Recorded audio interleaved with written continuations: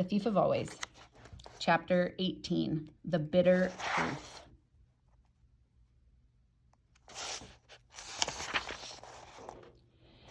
He almost shouted out loud, seeing the terrible state that poor Mrs. Griffin was in. She was staring up at him with wild eyes, her hair pulled out in clawfuls, her face purple with bruises. A foul rag had been stuffed into her mouth.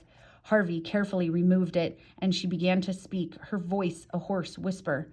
"Thank you, my sweet, thank you," she said. "But, oh, you shouldn't have come back. It's too dangerous here." "Who did this to you?" "Jive and Rictus." "But he ordered it, didn't he?" Harvey said, helping her up. "Don't tell me he's dead, because I know that doesn't matter. Hood's here in the house, isn't he?" "Yes," she said, holding on to him as she climbed out of the box. "Yes, he's here, but not in the way you think." She began to weep, the tears clogging her words. "It's all right," Harvey said. "Everything's going to be all right." Her fingers went up to her face and touched the tears. I thought I'd never cry again," she said. "Look what you've done." "I'm sorry," said Harvey. "Oh, no, my sweet boy. I'm sorry. Oh, no, my sweet. Don't be sorry. It's wonderful." She smiled through her tears. You've broken his curse on me." "What curse?" "Oh, it's a long story." "I want to hear." "I was the first child who ever came to Hood's house," she said.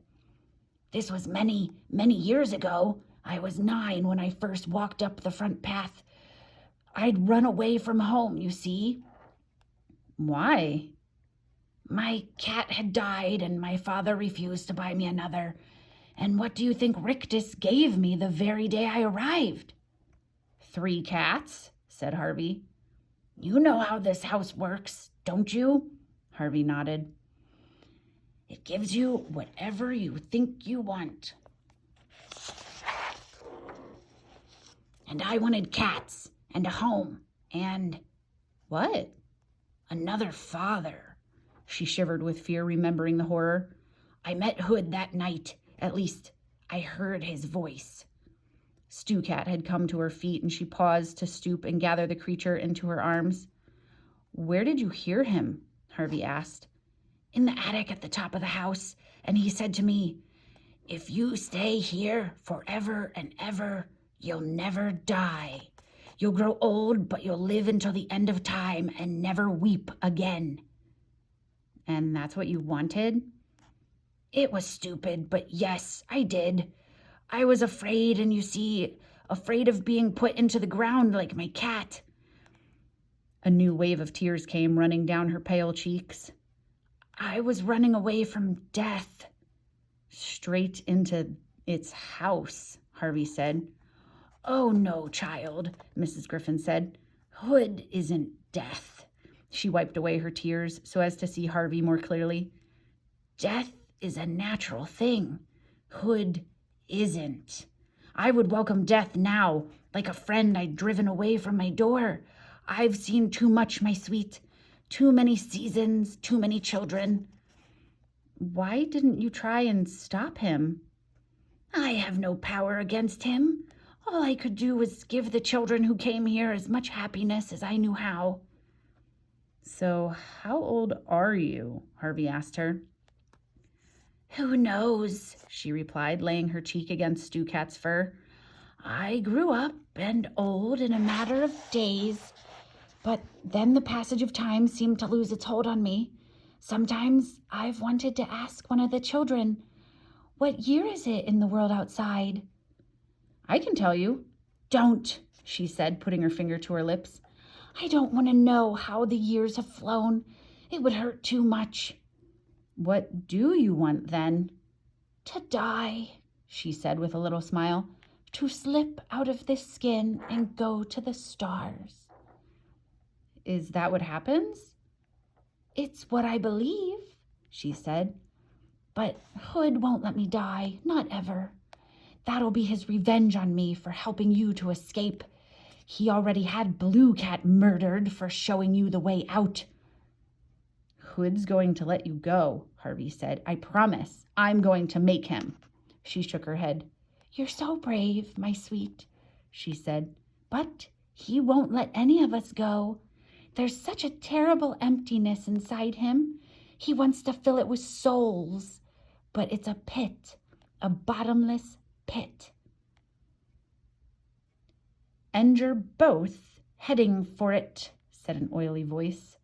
The speaker was Mar. She was oozing down the stairs. "We've been looking for you up and down," she said to Harvey. "You'd better come with me, child." She extended her arms in Harvey's direction. He remembered all too well her transforming touch. "Come, come," she said. "I might still get you out of trouble if you let me make something humble of you. He likes humble things, does Mr. Hood. Fleas, worms, scabby dogs. Come to me, child, quickly." Harvey looked around the cellar. There were no other ways out. If he was to get Mrs. Griffin up into the sun, it had to be by way of the stairs, and Mar was standing in front of them. He took a step in her direction. She smiled toothlessly. "Good, child, good," she said. "Don't," Mrs. Griffin said. "She'll hurt you." "Hush, woman," Mar said. "We're going to have to nail that lid down next time." Her greasy green eyes swiveled back in Harvey's direction. "He knows what's good for him, don't you, boy?" Harvey didn't reply. He simply kept walking toward Mar, whose fingers seemed to be growing like a snail's horns, reaching out to fix upon his face. You've been such an obedient boy," Mar went on. "Maybe I won't turn you into a worm after all. What would you like to be? Tell me. Tell me what's in your heart." "Never mind my heart," Harvey said, reaching on toward Mar. "What about yours?" A puzzled look came over Mar's face. "Mine?" she said. "Yes," said Harvey. "What do you dream of being?" "I never dream," she said defiantly. "You should try it," Harvey told her. "If you can change me into a worm or a bat, what could you do for yourself?" The defiance on her face became bafflement, and the bafflement turned to panic. Her outstretched fingers began to retreat into themselves. Harvey reached for them like lightning, however, interweaving his fingers with hers. "What do you want to be?" he said to her. "Think!" She started to struggle, and he felt her magic surging through her fingers into his, attempting to work some change on him. But he didn't want to be a vampire bat anymore, and he certainly didn't want to be a worm. He was quite happy to be himself.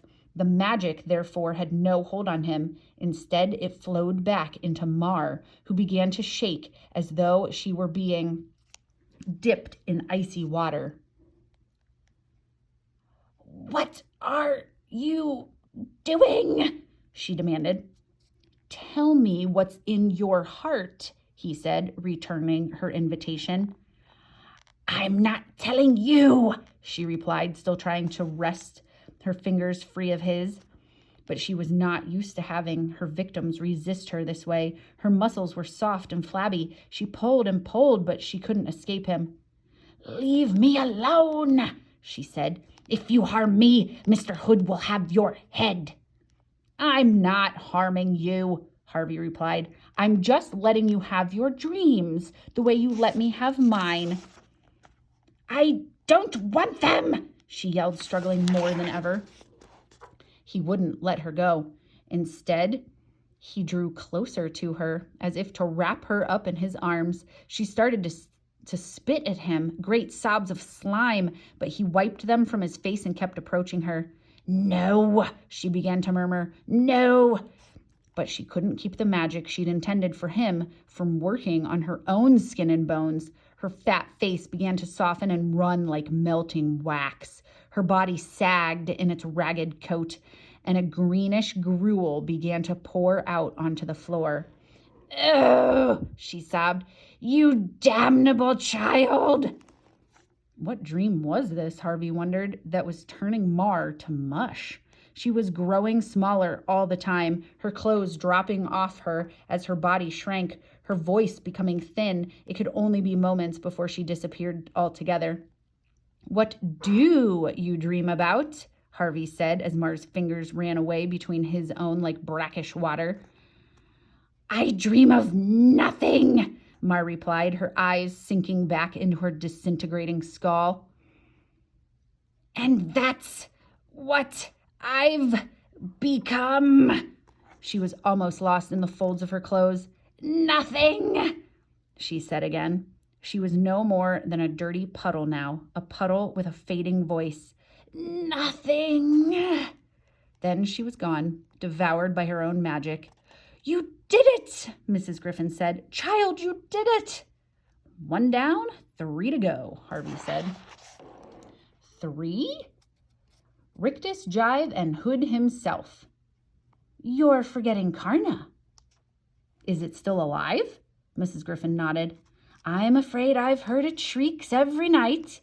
It wants revenge. And I want my life back, Harvey said, taking her by the arm and escorting her, still carrying Stu Cat, to the bottom of the stairs. I'm going to get it, Mrs. Griffin. Whatever it takes, I'm going to get it.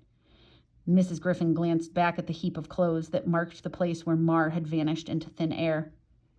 Maybe you can, she said with astonishment in her voice.